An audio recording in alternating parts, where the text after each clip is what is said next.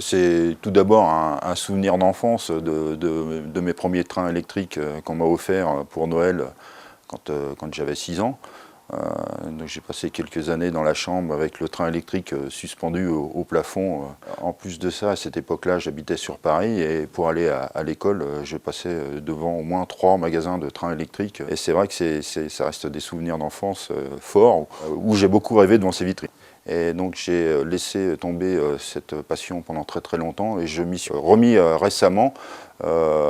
Et par manque de place, au départ, j'ai essayé de lancer mon hobby en partant sur le Z, puisque c'est une échelle qui permet d'installer des places très restreintes.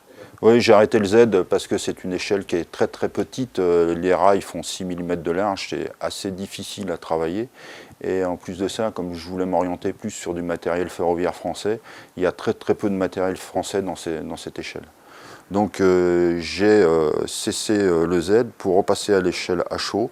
J'avais toujours aussi peu de place pour implanter un réseau, donc j'ai pris l'option de faire une belle vitrine pour exposer tout le matériel à chaud que j'ai en ma possession.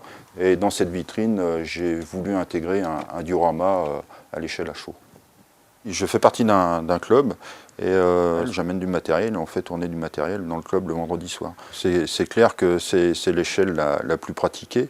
C'est tout à fait l'échelle qui permet de trouver automatiquement son bonheur dans n'importe quelle époque, n'importe quelle origine, n'importe quel pays.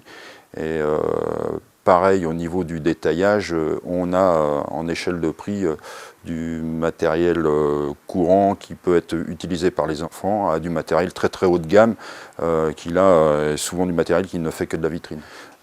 C'est aussi l'échelle de mon enfance et c'est pour ça que je suis revenu vers cette échelle. C'est une bonne échelle de débutant, oui, tout à fait.